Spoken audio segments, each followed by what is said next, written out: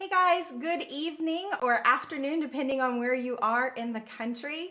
Today, we're going to talk about Copaiba. I just want to go through Copaiba with you today and help you better understand this oil and how you can bless your family with it. So good evening. My name is Angela Weber. I'm an independent distributor with Young Living Essential Oils.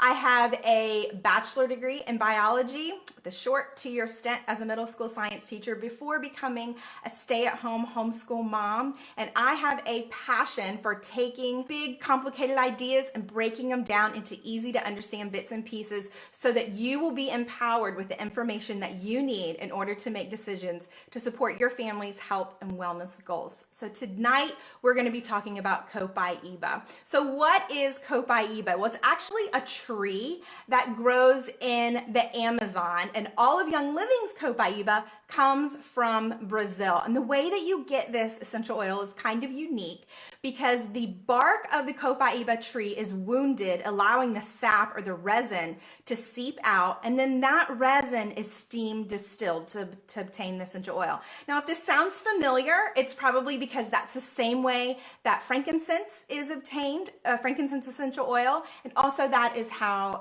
myrrh essential oil is also obtained. So this method is used with other oils. Once you get the essential oil, Copaiba essential oil, it has a mild, sweet aroma, very mild. Sometimes it's even hard, it's so faint that it's hard to detect the aroma whenever you're just smelling the bottle, but it's there. Okay, so all of the essential oils are made up with many constituents, but oftentimes you'll find that there's a prominent constituent. In Young Living's Copaiba, the main constituent is beta-caryophyllene. It contains anywhere from 39 to 72% beta-caryophyllene.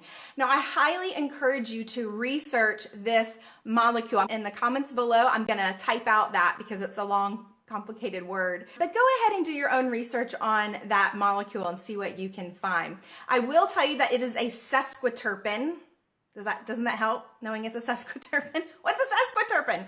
So a sesquiterpene is a very large molecule and it evaporates very slowly. So if you have your Copaiba bottle open, the molecules aren't going to evaporate quickly. As a matter of fact, they're going to hang out kind of on the rim of the bottle. And so what happens is it will react with the oxygen in the air. It will oxidize and it will become resinous. So if you're using your Copaiba, you just want to wipe off the edge of the bottle so it doesn't become resinous and your cap doesn't get sticky and crusty and hard to get off. All right, so that's one tip with Copaiba. This sesquiterpene, beta-caryophyllene, supports a healthy inflammatory response, which is great if you know what that means, but what's a healthy inflammatory response? All right, so I'm gonna super oversimplify it for you today.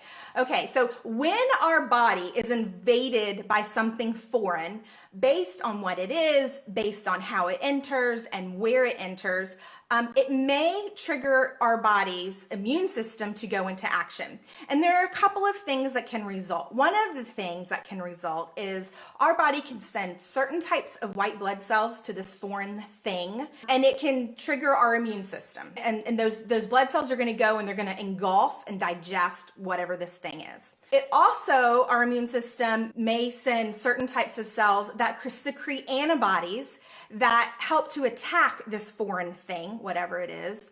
And then sometimes a cascade of events occurs, and this leads to an inflammatory response. And so when this happens, we have these cells that are called mast cells, and they create histamines. Maybe you've heard of antihistamines, people taking antihistamines.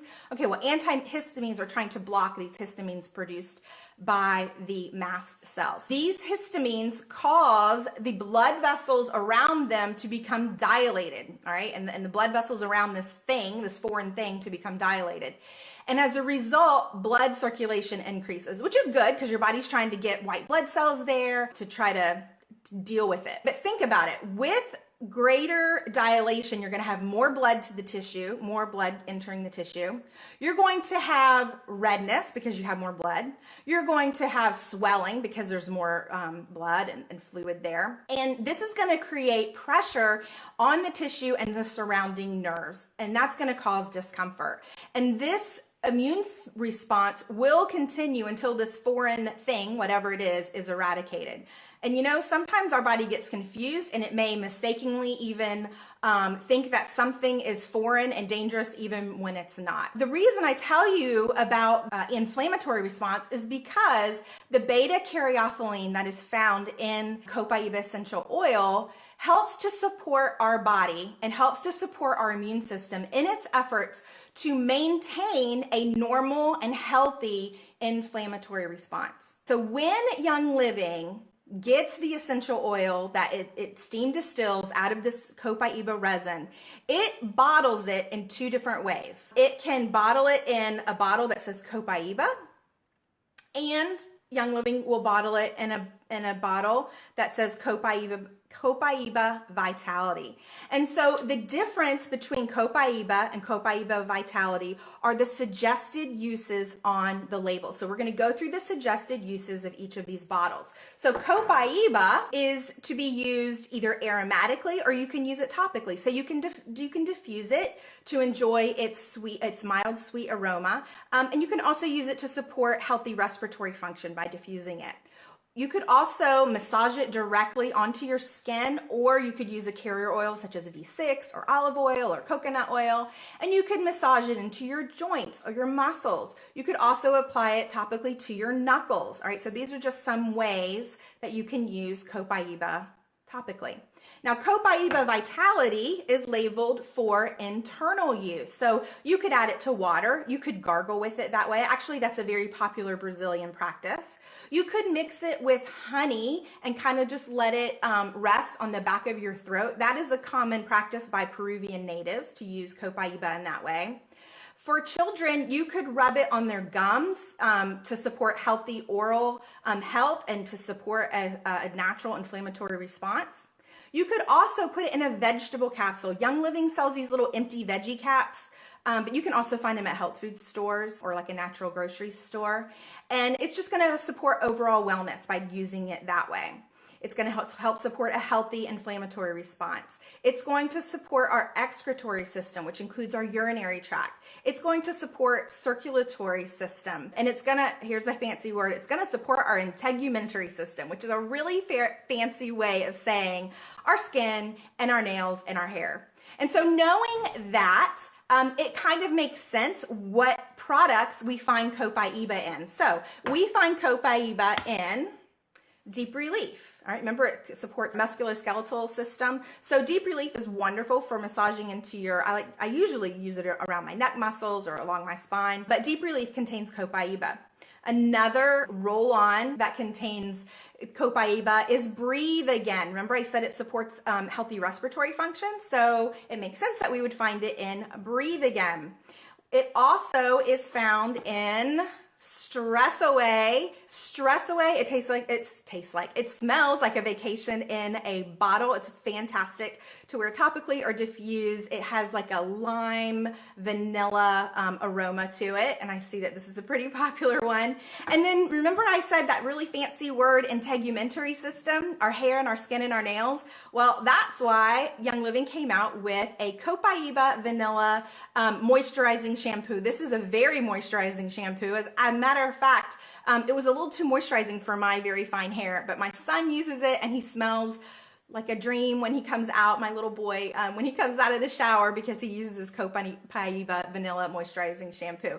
So, and another thing I love about the Young Living shampoos is that they contain no sodium lauryl sulfate, all right? So it doesn't have that foaming agent that gives you a false sense of clean, and it contains no propylene glycol. So go read your shampoo ingredients, and you know, what's in it is just as important as what's not in it. Yeah, try it for curly hair. I think that you may be happy with that. Okay, so I hope that you learned something new. You are welcome to share this information, and like I said, I'll put those links and those words in the comments below so that you can do your own research and learn more. Like I said, my goal is to empower you so that you have the information that you need so that you can make the decisions in supporting your family's health and wellness. All right, go have a great night, and I'll talk to you next time. Thank you. Bye.